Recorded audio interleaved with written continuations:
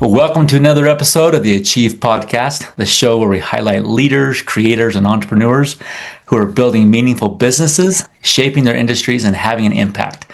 I'm Taylor, your host, and excited today to be joined by Ali Fakih, the founder and CEO of AIAEC. You can find them at AIAEC.com.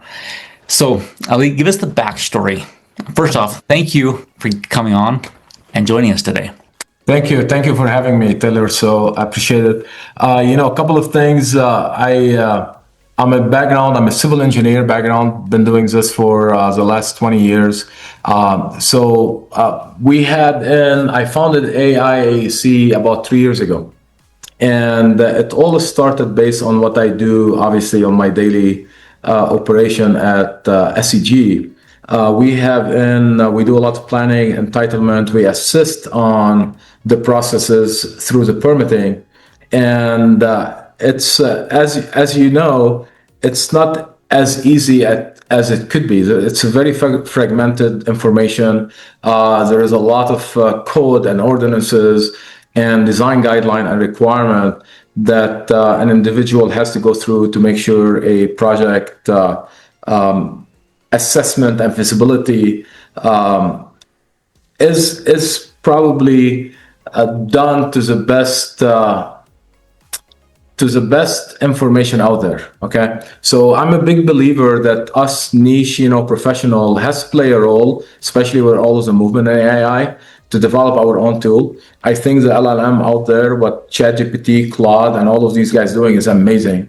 But at the same time, they're not going to get into the niches and the vertical where our expertise in. And this is how I started. I joke around.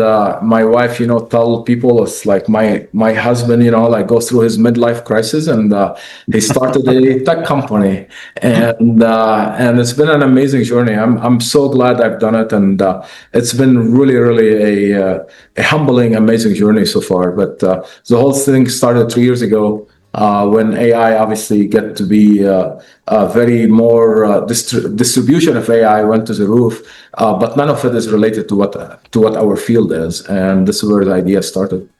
Gotcha. Now, how big is the team in the organization now? We have 50 people in AIAC right now, and I look back into it. It happens so quick, but when you're passionate about something, it's I go back. I'm working more today than I was working 2 years ago,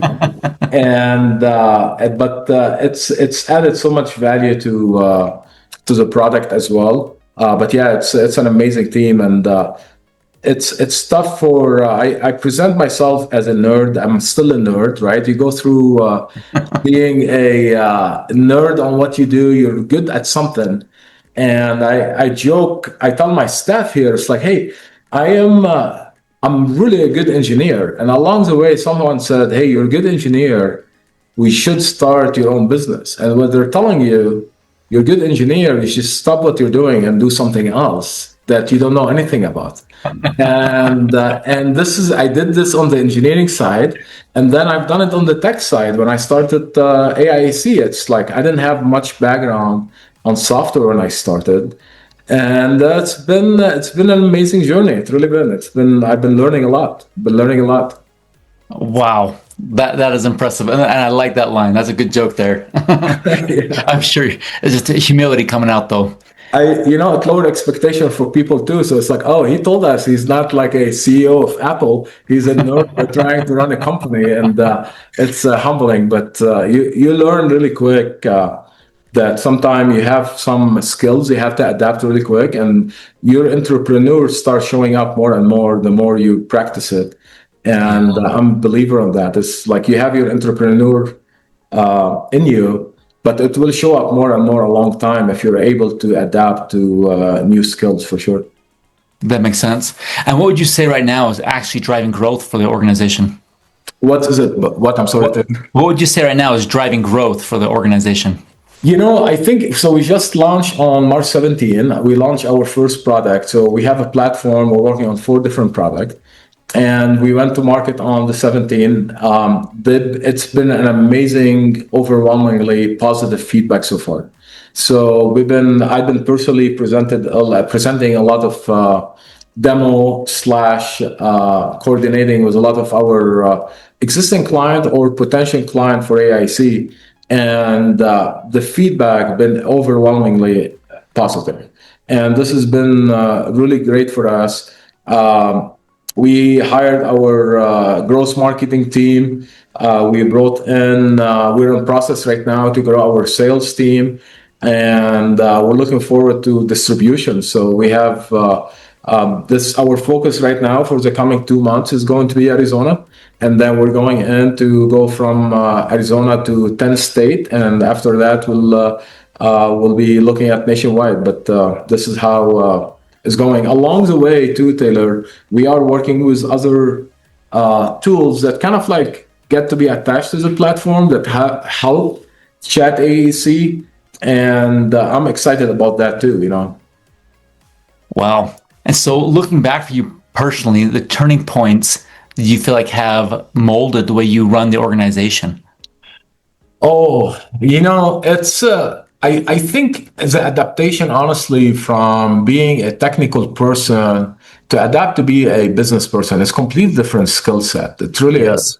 And you go in, and you're not just talking about the technical part of it. It's not just the finance and HR part and the legal part. There is a lot of things along the way that you learn of related to the business that you truly either you didn't know about, you didn't take it in school, you didn't have experience on it, and then you just now have to do it, and not just have to do it, you have to be good at it. Right. Mm-hmm. And if you're not good at it, it will affect your whole business. It's not like an option. You could be the best engineer ever. And if you don't know how to run a business or you don't know how to strategically expand a business, your business is not going to do well. So I think this has been the biggest challenge slash breakthrough for me on start adapting in new skills or whatnot. I mean, I love learning, as I mentioned. One of the best passion I have, even starting AIC, was how much I learn. And I've been going through some program. I just came back from my OPM, actually, which is a program mainly for business owner. And every time I go there, it's like you're learning something new. And it's really exciting. So I think adapting to have a business skills and expand on it, I think, has been really a big transformation for me. And it's still ongoing. I mean, it's just like we still have a way to go, but it's been really good. I love that. There's a quote by John Maxwell I love where he says, "Too many people view education as a period in life and not a way of life." Yeah, this is awesome. And the thing is, you still have a personal life, right, that goes through the business on how you bring them together, how you bring them to be aligned really well. And this is strategic alignment. Sometimes we're doing strategy for a business on bubble outside the personal, but it's amazing how much they have to be running in parallel, because one could affect the other, and you cannot afford the cross. So it has to be aligned really well. And I think this is one of the things I learned probably the last 5 years. I didn't learn it till recently, I guess. But how you can bring everyone on board, everyone knows what you're doing, your family, your people you work with, that they know where you're going and what you're trying to do. I like that. Now, as you guys try to grow and expand, what have been the biggest bottlenecks or obstacles that keep getting in the way? The tech, like not knowing in the tech field, when I started the AIC, I thought, okay, it's going to be, I have my business for 20 years. It's going to be, like similar, right? I mean, you're learning, or 17 years, I guess, and you're going to have similar challenges. And I'm going to take all my knowledge for the last 17 and put it in this new startup. I was wrong. I was so wrong. And I tell this, and I'll share with you. It's fine. I say when I started the company 3 years ago, because of how the passion is and how you see an opportunity and you're going in tons of direction. And I don't have an investor. It's my company. I started from scratch. So I'm doing things that I really believe in, right? And I look back into it like, I mean, I started thinking about 3 to 4 products together. It's like no one will do that. It's like anyone who knows tech and know how software company will never do this.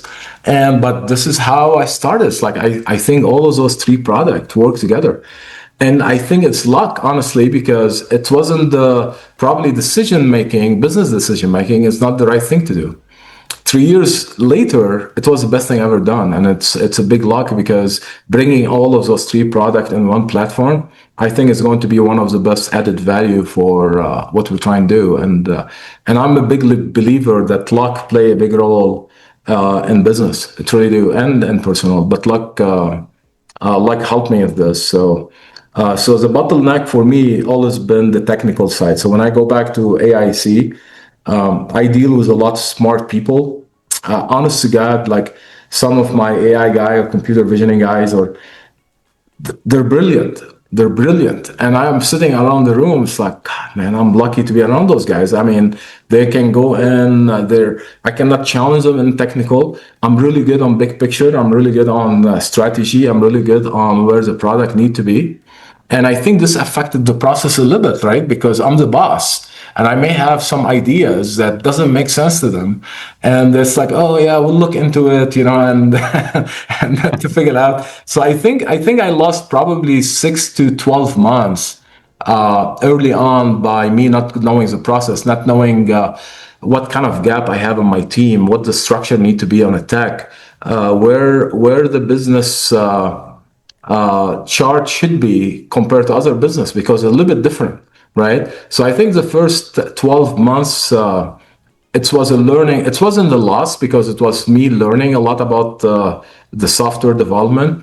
But this has been the biggest challenge that I had to overcome and be able to figure out, what's software development look like and what's a tech company look like. And now we're in this next level of challenge on figuring out distribution, sales, marketing, which is completely different than my other business. So it's pretty humbling. So, Wow, that's a sign of a good leader, though.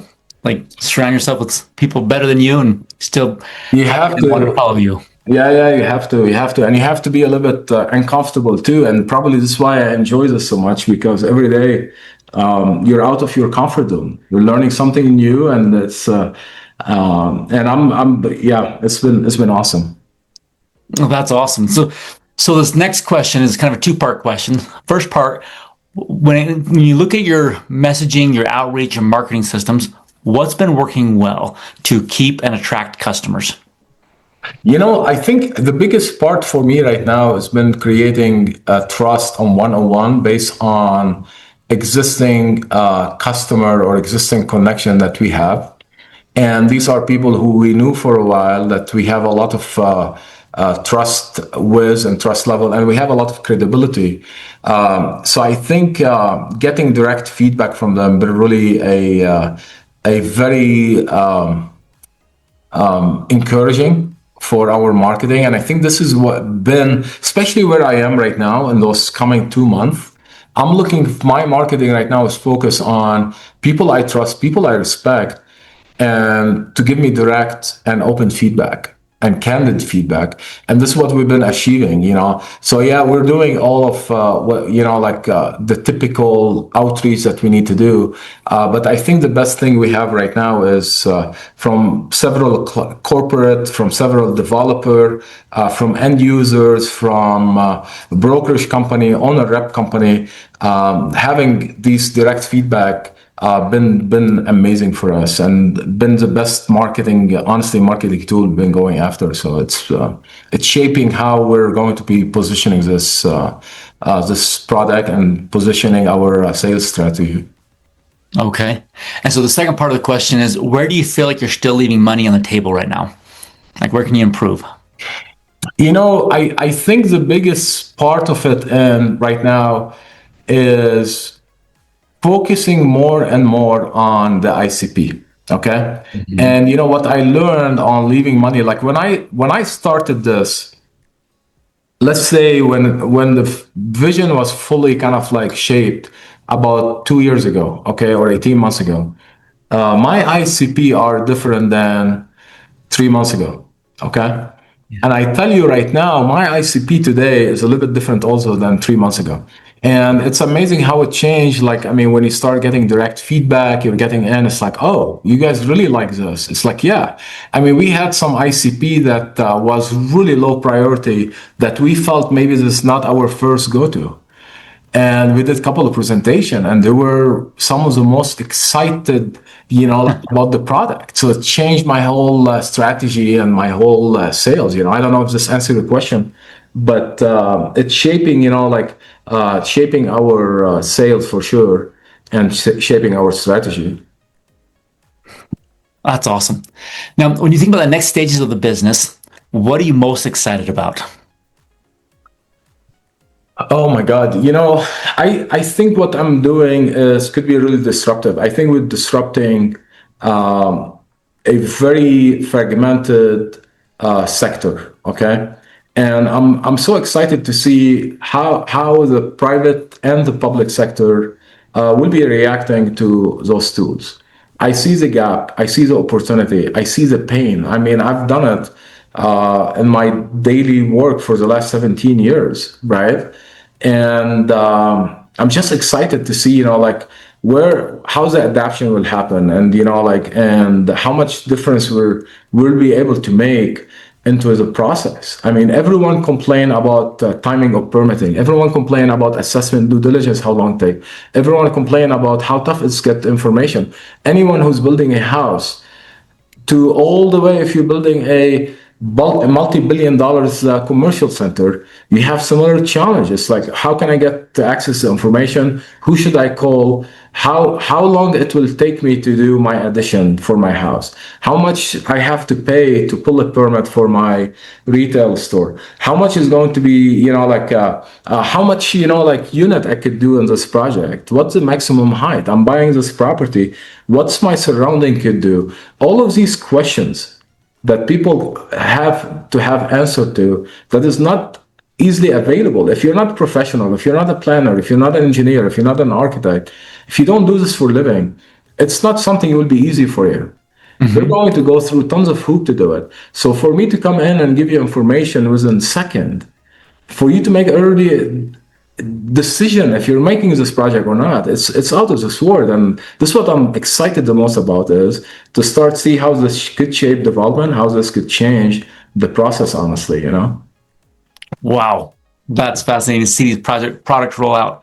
I come from a construction background. My dad's a general contractor. Awesome. And so I know the pain of the permitting process and the questions. And Oh yeah, I mean, we were doing presentation, and the question came up as everyone talking about the AUD and how much unit you could do, and it's like, and municipalities now, they have their own requirement on it outside of state, right?